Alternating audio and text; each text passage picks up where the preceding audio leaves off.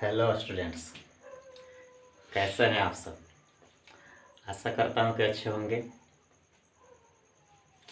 कल जो वीडियो डाला था उसमें हम लोग पढ़ चुके थे रियल नंबर का डिफिनीसन, और उसके बारे में बहुत डीपली भी हम लोग जानने की कोशिश किए थे कि उसका कॉम्बिनेशन क्या है, रियल नंबर किसके कॉम्बिनेशन से बना है। यदि उस जो भी वीडियो बना था समझ में यदि आ रहा है या कोई प्रॉब्लम है तो कमेंट ज़रूर कीजिए। क्योंकि होता क्या है, किसी किसी स्टूडेंट को ये सब बातें पढ़ना उनको अच्छी नहीं लगती, वो सब डायरेक्ट क्वेश्चन को सॉल्व करना चाहते हैं। जो थियोरेटिकल बातें होती हैं मैथ की, उसको जानना उनको पसंद नहीं आता है, लाइक नहीं करते हैं। इसलिए यदि हम लोग पढ़ रहे हैं रियल नंबर, तो रियल नंबर के अंतर्गत जो भी बातें आ रही है उसको जानना हमारे लिए बहुत ही बेनिफिशियल होगी, और उसको डीपली जानेंगे। ज़्यादा चिंता करने की बात नहीं है। हम लोग क्वेश्चन पे आएंगे, जो भी क्वेश्चन है उस पर बहुत जल्द हम लोग आएंगे। इसी वीडियो में हम लोग आएंगे, जो भी थ्योरम यहाँ पे दिया है उसमें, और क्वेश्चन को सॉल्व करेंगे। कल के वीडियो में हम बोले थे आप लोगों से कि रियल नंबर और जो होता है कॉम्बिनेशन है rational number and irrational number का। तो rational numbers and irrational numbers, उसमें टर्मिनेटिंग एंड नॉन टर्मिनेटिंग चर्चा थोड़ा सा हुई थी।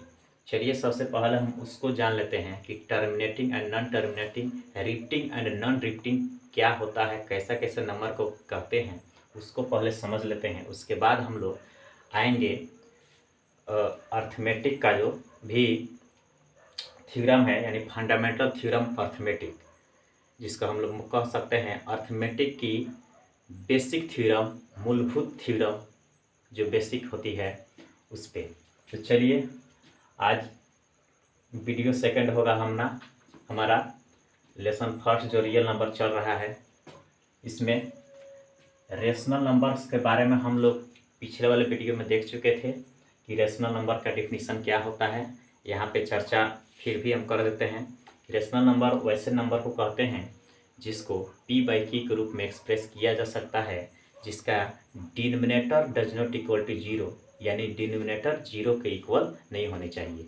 यदि डिनोमिनेटर जीरो के इक्वल होगी तो वो रेशनल नंबर नहीं बन पाएगा। तो ये पिछले वीडियो में हम बता चुके थे और आप लोग भी अच्छे से समझ चुके थे। लिखा गया है यहाँ पे द डेसिमल एक्सपेंशन। इसका मतलब है रेशनल नंबर का अगर हम डेसिमल का एक्सपेंशन करना चाहें, डेसिमल का मतलब होता है पॉइंट में जो भी वैल्यू उसका एक्सपेंस करना चाहे, एक्सपेंस का मतलब होता है उसको विस्तार करना चाहे हम, तो क्या क्या उसमें हो सकती है। तो कहा गया है डेसिमल एक्सपेंशन जो होता है, यानी दशमलव प्रसार जो होता है रेशनल नंबर का, इट्स नंबर यानी ये जो रेशनल नंबर है इसका, वो टर्मिनेटिंग होता है एंड नॉन टर्मिनेटिंग रिपीटिंग होता है। टर्मिनेट एक वर्ड आया है।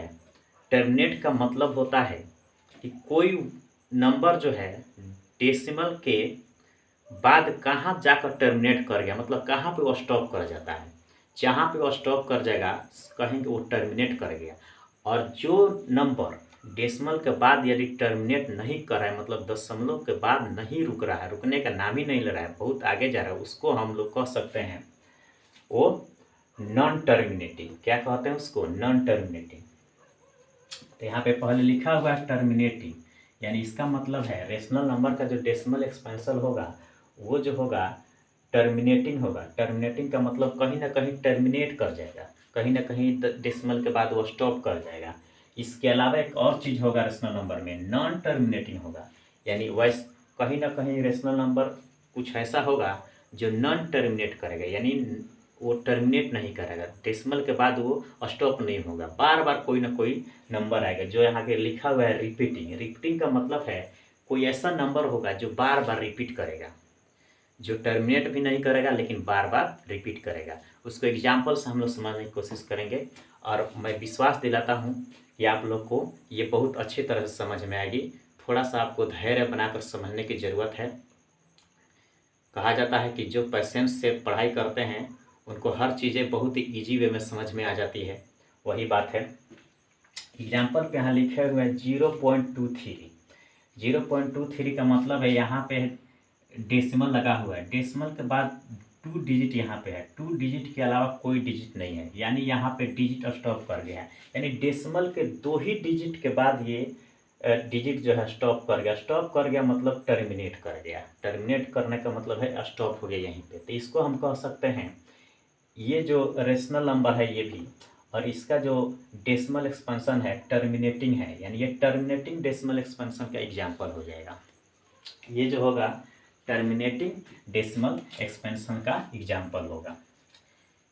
ये 0.23, यहाँ पे एक वैल्यू लिखा हुआ है 0.23, लेकिन इस पर बार लगा।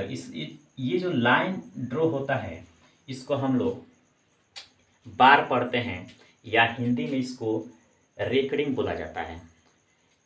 जिस जिस नंबर के ऊपर बार लगा हुआ है इसका मीनिंग थोड़ा हम लोग समझेंगे, ये क्या इंडिकेट कर रहा है, क्या कहना चाह रहा है, इसका मतलब क्या होता है। देखिए यहाँ पे हम समझा देते हैं इसको। जिस नंबर पे बार लगे इसका मतलब होता है ये नंबर मल्टीपल टाइम्स आते रहेगा, ये कभी रुकने का नाम नहीं लेगा।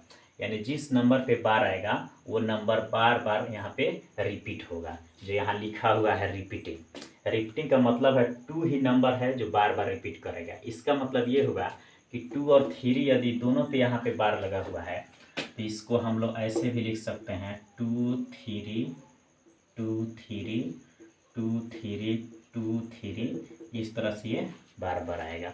यानी कहने का मतलब ये हुआ कि 0.23 2323 यहाँ पे नॉन टर्मिनेटिंग है एंड रिपीटिंग है। नॉन टर्मिनेटिंग का मतलब टर्मिनेट नहीं करेगा, यानी स्टॉप नहीं करेगा, रुकेगा नहीं।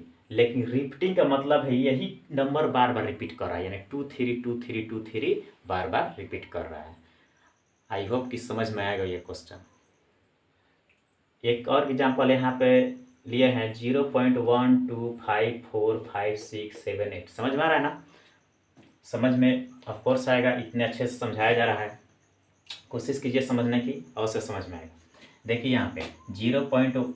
डेसिमल के बाद देखिए ये बहुत सारे डिजिट है 1 2 5 4 5 6 7 8, यानी यहाँ पर आकर ये टर्मिनेट कर गया, यानी यहाँ पे टर्मिनेट कर गया। अगर ये टर्मिनेट नहीं करता तो यहाँ बार लगा होता। बार लगने का मतलब है वो टर्मिनेट नहीं करेगा, बार बार रिपीट होगा। तो ये जो एग्जाम्पल है आपका, ये है आपका कैसा एक्सपेंशन है इसका, तो कह सकते हैं कि इसका जो डेसिमल एक्सपेंशन है टर्मिनेटिंग है, और ये वाला जो है इसका डेसिमल एक्सपेंशन टर्मिनेटिंग है। लेकिन इसका जो अगर कोई पूछेगा डेसिमल एक्सपेंशन क्या है तो ये होता है नॉन टर्मिनेटिंग एंड रिपीटिंग। जो बार वाला जो भी डाटा होता है, जो भी क्वेश्चन होता है, उसका डेसिमल एक्सपेंशन कोई पूछे तो आप कह सकते हैं non terminating non repeating. Terminate भी नहीं करेगा, रिपीट भी नहीं करेगा। चलिए इरेशनल नंबर्स के बारे में देखते हैं। इरेशनल नंबर के डेसिमल एक्सपेंशन हम लोग देखते हैं। तो कह रहे हैं यहाँ पे the decimal expansion of its number, यानी इरेशनल नंबर का डेसिमल एक्सपेंशन क्या होता है, नॉन टर्मिनेटिंग होता है। नॉन टर्मिनेटिंग का मतलब टर्मिनेट नहीं करेगा, यानी ये वाला डाटा इसमें भी है। बट यहाँ पे एक कंडीशन है नॉन रिपीटिंग। ये बहुत समझने वाली पॉइंट है यहाँ पर। नॉन रिपीटिंग का मतलब क्या है उसको समझेंगे। देखिए इरेशनल नंबर जो होता है हम लोग पढ़ चुके हैं पिछले क्लास में, पिछले वीडियो में भी पढ़े थे। इरेशनल नंबर जो होता है उस नंबर को कहते हैं जो रूट के अंदर होता है, यानी जो रूट से बाहर आता है तो डेसिमल के फॉर्म में आता है, एक्यूरेट कंप्लीट वैल्यू नहीं देता है। लेकिन ये जो है इरेशनल नंबर ये नॉन टर्मिनेटिंग होता है। नॉन टर्मिनेटिंग मतलब टर्मिनेट नहीं करेगा, साथ ही साथ नॉन रिपीटिंग होता है। यानी इसका मतलब कि अगर ये रूट अंडर 2 है तो 1.41421356 यानी यहाँ कोई भी वैल्यू आपको ऐसा नहीं दिखेगा जो बार बार रिपीट कर रहा है, यानी अलग अलग वैल्यू आ रहा है, अलग अलग वैल्यू आ रहा है, लेकिन रुक भी नहीं रहा है, स्टॉप भी नहीं कर रहा है। यहाँ पे स्टॉप नहीं कर रहा है, इसीलिए इसको कहा गया है कि ये नॉन टर्मिनेटिंग है। नॉन टर्मिनेटिंग टर्मिनेट नहीं करेगा। इसके बाद नॉन रिपीटिंग, कोई नंबर यहाँ पे रिपीट नहीं कर रहा है। ठीक उसी तरह रूट अंडर 3 का वैल्यू देखेंगे हम 1.732052 0808, ये भी जो है नॉन टर्मिनेटिंग है एंड नॉन रिपीटिंग है। सिमिलरली आप √105 भी देख सकते हैं। क्वेश्चन समझ में आया? चलिए एक बार और देख लेते हैं, शॉर्ट वे में देख लेते हैं। ज़्यादा डीपली हो गया तो थोड़ा शॉर्ट वे में समझ सकते हैं, सीधे शब्दों में आप समझ सकते हैं, ज़्यादा टेंशन नहीं लेना है, सीधे शब्दों में समझते हैं। रेशनल नंबर जो होता है उसका डेसिमल एक्सपेंशन जो होता है टर्मिनेटिंग होता है एंड नॉन टर्मिनेटिंग रिपीटिंग होता है। यानी decimal expansion of rational number is terminating and non terminating repeating, but otherwise while decimal expansion of irrational number is non terminating and non repeating. Okay, समझ में आया? चलिए अब हम लोग नेक्स्ट देखते हैं fundamental theorem of arithmetic. Okay sir जी।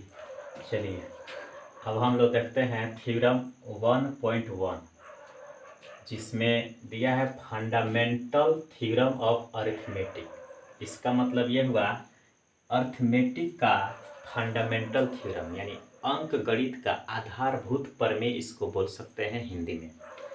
यानी अंक गणित जो अर्थमेटिक होता है उसका बेसिक एक थ्योरम होता है जिसको फंडामेंटल थ्योरम ऑफ अर्थमेटिक कहते हैं। ये जो वर्ड है फंडामेंटल थ्योरम ऑफ अर्थमेटिक, ये क्या कहता है इसको समझेंगे।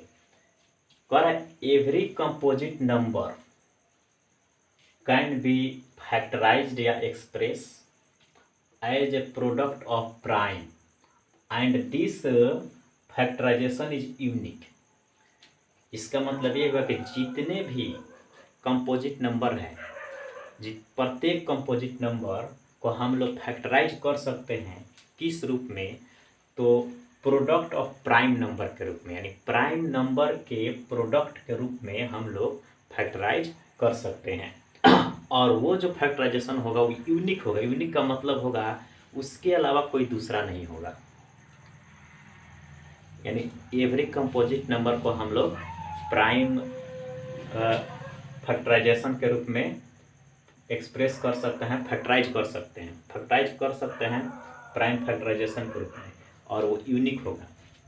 चलिए इसको हम लोग एग्जाम्पल समझते हैं। जैसे यहाँ पे एक कंपोजिट नंबर है, देखिए इसको जानने से पहले कंपोजिट नंबर प्राइम नंबर के बारे में थोड़ा सा चर्चा कर देते हैं। इसका क्या होता है कंपोजिट नंबर, क्या होता है प्राइम नंबर? तो कंपोजिट नंबर वो नंबर होता है which has more than 2 factor. इसका मतलब ये हुआ कि composite number are those number which has more than 2 factor. Composite number उस नंबर को कहते हैं जिसके पास 2 से ज़्यादा फैक्टर हो। यानी कहने का मतलब ये होगा कि एक तो 1 से डिवाइड होगा और एक स्वयं से होगा, लेकिन इसके अलावा किसी अन्य नंबर से भी जो भी नंबर डिवाइड हो उसे कंपोजिट नंबर कहते हैं, यौगिक संख्या कहते हैं। ये जो नंबर है 1 से डिवाइड होगा और खुद से होगा, इसके अलावा बहुत सारे नंबर से डिवाइड होने वाला है। 2 से होगा, 5 से होगा और भी सारे नंबर होगा जिससे डिवाइड होगा। तो ये क्या है? ये है कंपोजिट नंबर। तो देखिए इसको इस तरह से फैक्टराइज किए हैं तो इतना आ गया है। अब आप एक चीज़ इसमें मिलाइए कि जो भी ये फैक्टराइजेशन हुआ है, यहाँ 2, 3, 5, 7, 13 दिख रहा है, ये सभी के सभी प्राइम नंबर है। सभी के सभी क्या है? प्राइम नंबर है। इसीलिए कहा गया कि कोई भी कंपोजिट नंबर को हम लोग फैक्टराइज कर सकते हैं प्रोडक्ट ऑफ प्राइम नंबर के रूप। मतलब प्राइम नंबर के प्रोडक्ट, मतलब प्रोडक्ट है ना मल्टीप्लाई, प्राइम नंबर के मल्टीप्लाई के रूप में क्या कर सकते हैं? कंपोजिट नंबर को कर सकते हैं फैक्टराइज। ठीक है, अब इसको हम क्या करेंगे? बेस सेम पावर ऐड कर देंगे। बेस सेम पावर ऐड करके इस फॉर्म में इसको लिख सकते हैं। चलिए एक और एग्जांपल लेते हैं। 16 क्या है? कंपोजिट नंबर है। Why? Because it has more than 2 factor. 1 और 16 से तो डिवाइड होगा, लेकिन इसके अलावा 2 से होगा, 4 से होगा, 8 से होगा, बहुत सारे इसका फैक्टर है। नहीं समझ में आया? देखिए ध्यान से, 2 से भी डिवाइड होगा, 4 से भी डिवाइड होगा, 8 से भी डिवाइड होगा, 1 से होगा और स्वयं से तो होगा। यानी 1 और स्वयं के अलावा कितना फैक्टर आ गया? 1, 2, 3, यानी 2 फैक्टर के अलावा बहुत सारा फैक्टर आ गया। इसीलिए ये कंपोजिट नंबर है, इसको कंपोजिट नंबर कहेंगे। तो इसका प्राइम फैक्टराइजेशन यदि करते हैं तो फिर ये क्या आ गया? यहाँ पे आ गया आपका क्या चीज़? प्रोडक्ट ऑफ प्राइम नंबर के रूप में आ गया। प्रोडक्ट ऑफ प्राइम नंबर के रूप में आगे देख लीजिए। 2 क्या है, प्राइम नंबर है। 2 जो है प्राइम नंबर है, क्योंकि 1 और स्वयं से डिवाइड होगा, इसके अलावा किसी नंबर से डिवाइड नहीं होगा। इसीलिए ये क्या हो गया, कंपोजिट नंबर है। इसको हम लोग प्रोडक्ट ऑफ प्राइम फैक्टराइजेशन के रूप में एक्सप्रेस किए, और यूनिक है। यूनिक का मतलब इसके अलावा कोई दूसरा नहीं है। नेक्स्ट है 20। 20 भी कंपोजिट नंबर है। इसको भी हम क्या किए हैं, कर दिए हैं इसमें प्राइम फैक्टराइजेशन के रूप में। 2 और 5 क्या है, प्राइम नंबर है और प्रोडक्ट है। 99 को देखिए, 11 इंटू 9, इसको लिख सकते हैं 11 इंटू 3 के पावर स्क्वायर, यानी 3 और 11 भी क्या है, आपका प्राइम नंबर है जो प्रोडक्ट के रूप में है। इसलिए कहा गया है, फंडामेंटल थ्योरम ऑफ अरिथमेटिक कहता है कि कोई भी कंपोजिट नंबर हो उसे प्रोडक्ट ऑफ प्राइम फैक्टराइजेशन के रूप में फैक्टराइज किया जा सकता है, एक्सप्रेस किया जा सकता है। यानी every composite number can be expressed as a product of prime number. ठीक है, ये होता है आपका फंडामेंटल थ्योरम ऑफ अरिथमेटिक। अब बहुत सारे क्वेश्चन इस पे आएगा। जैसे पूछेगा question, find the LCM and HCF by prime factorization method. इसका मतलब ये है कि प्राइम फैक्टराइजेशन मेथड के हेल्प से हमको एलसीएम एंड एचसीएफ का वैल्यू पता करना है। चलिए क्वेश्चन देखते हैं इस पे। आइए, यहाँ एलसीएम है, एलसीएम का फुल फॉर्म थोड़ा देख लेते हैं। लोएस्ट कॉमन मल्टीपल होता है। बहुत सारे स्टूडेंट को एलसीएम का फुल फॉर्म नहीं जानकारी है, तो इसको देख लेंगे एक बार। एचसीएफ का फुल फॉर्म होता है हाईएस्ट कॉमन फैक्टर। जैसा वर्ड वहाँ से आप देखिए ध्यान से, एल मतलब लोएस्ट, सी मतलब कॉमन, एम से मल्टीपल, एच हाईएस्ट, सी कॉमन फैक्टर। ये होता है full form HCF and LCM का। यदि किसी स्टूडेंट को इसको हिंदी में जानना है तो समझ सकते हैं। इसको कहते हैं लघुत्तम समापवर्त्य, इसको कहते हैं महत्तम समापवर्तक, इसको कहते हैं समापवर्तक, लेकिन इसको कहते हैं समापवर्त्य। यानी एलसीएम में होता क्या है, मल्टीपल है, मतलब इसमें टेबल पढ़ा जाता है। और एचसीएफ में क्या होता है, फैक्टर है, मतलब इसी का टुकड़ा किया जाता है। जो भी वैल्यू देता है उसका फैक्टर देखते हैं इसमें। यहाँ क्वेश्चन है, find the LCM and HCF of the 6 and 20 by prime factorization method. यानी प्राइम फैक्टराइजेशन मेथड से आप क्या कीजिए, आप एलसीएम और एचसीएफ निकलते। इसमें होता कुछ नहीं है प्राइम फैक्टराइजेशन में, हम सिर्फ जो नंबर दिया इसका फैक्टर कर लेंगे। 6 का फैक्टर 2 3, 20 का कर लेंगे 2 and 2 and 5 कर लेंगे फैक्टर। और उसके बाद होता क्या है, एचसीएफ निकालने के लिए हम लोग करते क्या है, कॉमन पहले चेक करते हैं कॉमन नंबर कौन सा है। और कॉमन नंबर जो होता है उसमें हम लोग क्या करते हैं, जो पावर होता है उस पावर को देखते हैं। कॉमन नंबर में जो पावर है आपका उसको देखते हैं कि क्या है, सबसे मतलब कि लोएस्ट पावर। अब जो लोएस्ट पावर होता है उसको यहाँ पे लिख देते हैं। एलसीएम में क्या करते हैं, इसमें एलसीएम जो होता है, जो मैक्सिमम पावर होता है उसको हम लोग लेते हैं, और बाकी जो नंबर बचा उसको ही प्रोडक्ट के रूप में लिख लेते हैं। इस तरह से हमारे एलसीएम का वैल्यू इतना आ जाएगा और एचसीएफ का वैल्यू इतना आ जाएगा। क्वेश्चन समझ में आया? फिर से एक बार समझिए। Find the LCM and HCF of the 6 and 20 by prime factorization method. Prime factorization method में कुछ नहीं होता है, सिर्फ फैक्टर कर देंगे। एचसीएफ का वैल्यू निकालना है तो कॉमन देखेंगे, कॉमन भी नंबर होना चाहिए, प्राइम नंबर भी होना चाहिए, और क्या होनी चाहिए, फैक्टर भी होना चाहिए। तो प्राइम फैक्टर नंबर तो है ही, लेकिन कॉमन भी होना चाहिए। ईच यानी प्रत्येक जितना भी मतलब कि होगा इसमें कॉमन, सभी कॉमन नंबर को हम लोग एचसीएफ के वैल्यू के रूप में लिख लेंगे। और जो एलसीएम का वैल्यू होता है उसमें क्या होता है, जो कॉमन वैल्यू है उसका मैक्सिमम पावर लेते हैं और बाकी जो नंबर बचा है उसको रखते हैं। तो ये एलसीएम का वैल्यू हो जाता है। उम्मीद करते हैं आज का वीडियो समझ में आया होगा और आप लोग इसको अच्छा से पढ़िए और कोशिश कीजिए समझने की। हम भी कोशिश करेंगे समझाने की। और वीडियो को सब्सक्राइब कीजिए, शेयर कीजिए, लाइक कीजिए, ताकि और भी स्टूडेंट्स जुड़ सकें, इस वीडियो को देखें और इससे लाभ उठाएं। जो भी स्टूडेंट देख रहा है इस वीडियो को, कोशिश कीजिए लाइक शेयर करने की, सब्सक्राइब करने की, ताकि वीडियो और स्टूडेंट के पास पहुंचे और स्टूडेंट्स भी इस वीडियो को देखें और इसको समझने की कोशिश करें। नेक्स्ट वीडियो हम लोग लगता है क्वेश्चन पर ही आएगा। कुछ क्वेश्चन है जिसको मतलब कि थोड़ा सा हम क्वेश्चन को बता देते हैं, आप लोग थोड़ा सा देख कर आइएगा। क्वेश्चन आएगा, चेक करना है 4 की पावर यदि n है तो एंड होगा विथ 0 के साथ, या सिक्स के पावर n है, वेयर n कोई नेचुरल नंबर है, तो इसमें आपको बताना है कि एंड होगा जीरो के साथ। एंड का मतलब है समाप्त होगा जीरो से, यानी लास्ट में जीरो आएगा, ये चेक करना है इस नंबर पे। ये वाला हम लोग नेक्स्ट वीडियो में देखेंगे। और इसके साथ ही हम लोग प्रश्नावली जो एक्सरसाइज होता है उस एक्सरसाइज के क्वेश्चन को सॉल्व करेंगे अगले वीडियो में। आज की वीडियो यहीं पे समाप्त होती है।